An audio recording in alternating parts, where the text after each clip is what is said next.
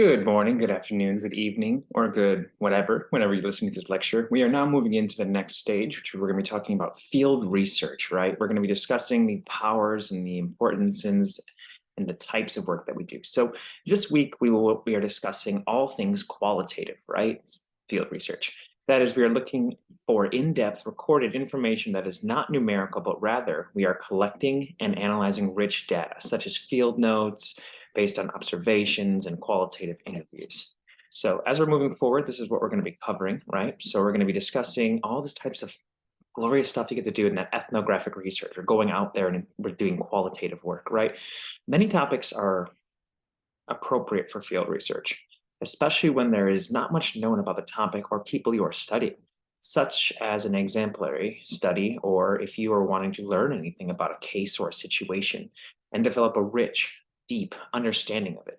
We would want to use a qualitative approach. Topics that do not give much data by simply quantifying information, if the natural setting is essential for understanding people's motivations and behaviors, or if we are looking to process over time. These all lend themselves to qualitative field studies, right, or field work. And speaking of that, sometimes it is very useful to use a mixed method approach, right, where you combine qualitative and quantitative methods to get more rounded of a view, if that makes sense, of what you are studying. You might want to do an in-depth information, or you might want in-depth information for some people that you can then use tests, patterns, and larger groups with quantitative method, or vice versa, right? So it just depends how you're going to approach it. So know that with all these methods, we are learning about them and their respective strengths and weaknesses when we conduct research. Always have your purpose and question guide your choices for the best way to get the data that you need, right? So when we prepare for field work, there are some different things that we are going to be looking at, right? We're going to make sure that we are doing it proper. So when we're preparing for field work, we prepare for our field work, there are some starting points we need to consider, right? Who are the informants, right? That is, who are we studying and where? Going to the natural setting of the people and doing participant observations, or what Babby simply refers to as field research, is one main way to collect data. First, we must decide on the participant's level, which ranges from a completely participant to a complete observer. Are you involved? Are you not involved? Within with a complete participant scenario, we may study something that we already participate in and care about, right? Or we could go into something that we don't participate in, but that's besides the point, right? It becomes really kind of looking towards how we do it. We may also do this covertly. Now, that's what I was saying, when we may not even make our presence known, right? Not telling others that around us that we are simultaneously participating in the scenario or in studying it. Obviously, this can bring up some major ethical issues if we don't tell people we study what we're studying or what we're up to. Or if we overtly study them, tell the participants what we are doing, that may adjust their behaviors around us. Or the opposite, and the other end of the spectrum is a complete observer, where we may also do this covertly or overtly, depending on what we want to study. Maybe start sitting at a park and watching parents and kids interact with others they don't know, right? We could do that. If we sit across the park and take notes, minding our own business, people may take notice and might carry on as if they would, regardless of us watching them, right? So sometimes it's okay to be in that situation, regardless of whether we are there or not. Yet we may also witness behaviors from afar, not fully invest and get to know what's really happening, right? Like what's really happening. So we can miss out on rich data if we don't get involved at all, right? So it's really about how we do these different works and how we kind of work around these situations. Now, this concept, if you remember your intro class, Hawthorne effect, is something that we have talked about, or you have at least heard about, more than likely before within your college career, right? Middle ground would be where we are observing and participating, usually letting the group know we want to study them and what we are up to. We may participate in the activities with understandings that we are observing for our study, yada, yada, right? In other scenarios of our participations within a group, a major drawback that must be considered is reactivity. Reactivity, this is what we're going to be talking about when we say Hawthorne effect, right? The Hawthorne effect is the issue that people may react and change their behavior based on knowing that they are being observed. Have you ever been having a good time somewhere and someone starts recording or taking pictures, right? It's very common nowadays that this happens, right? Gen Zs especially, you're growing up being recorded all the times. How does that make you feel? That kind of goes into the Foucault idea of panopticon, but that's a different conversation, right? How does your body language and demeanor change, right? I encourage you to pause this video and about this and think about this for a second, right? And then resume.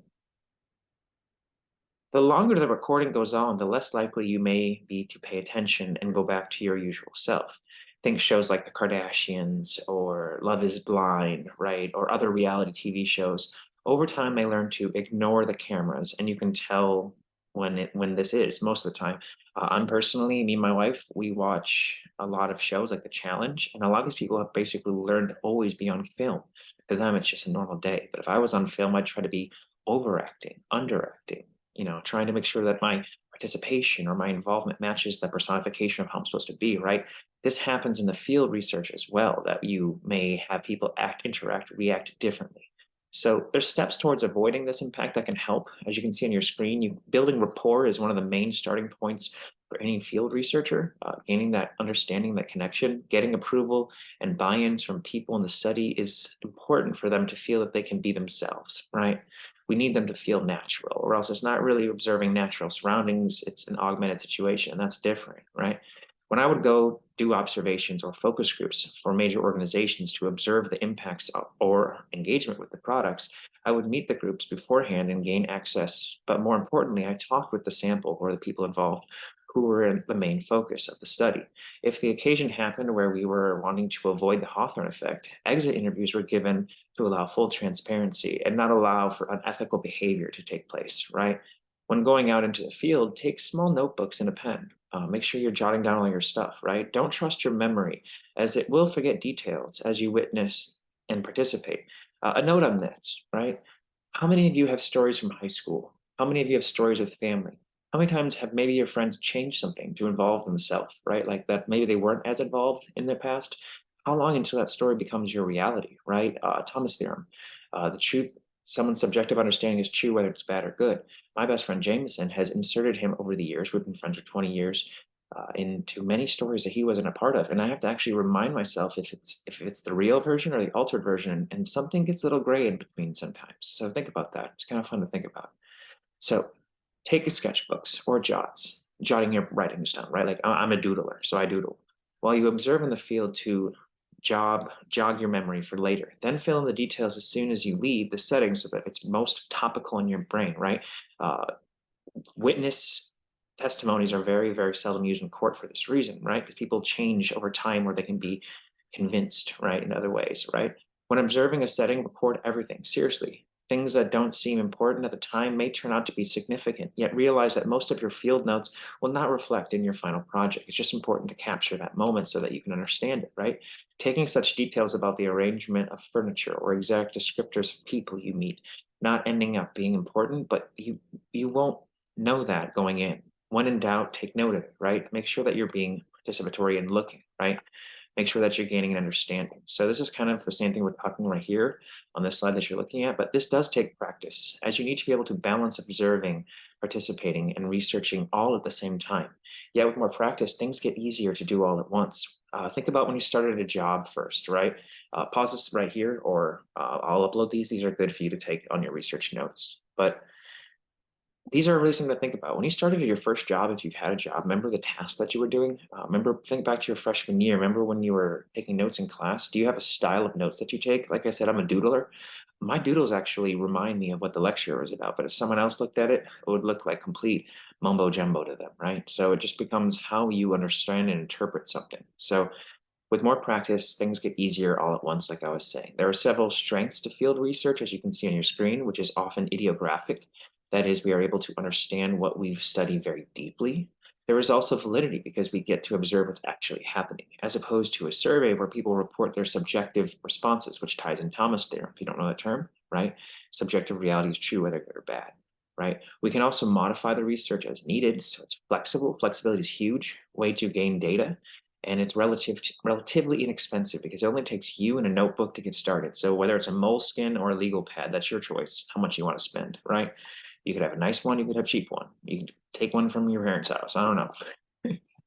Yet in any situation, you do run into both paradoxes, right?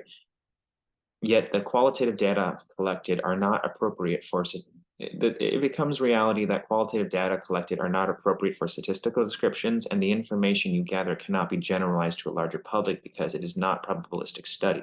There are potential problems with reliability, which is, the researcher can become biased and maybe is only looking at a certain thing. That's why it takes practice. And as what one researcher personally witnesses or participates in may be different from what another might do, right? The commitment level is very high. You have to be involved with it and you have to go do these things, which can make it problematic, right? And it takes a long time. Longitudinal studies are more common to be able to collect this data. So when thinking about your field research and all the things that you're doing, make sure to continue studying, yellow dig, keep up to date, prepare and read and stay on track. The class is coming towards a close. We're in the fourth module here.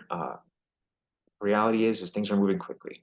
I'm looking forward to seeing you next lecture, and we'll talk a little bit more about various types of quantitative data analysis as well as qualitative interviews. I look forward to seeing you then. Take care.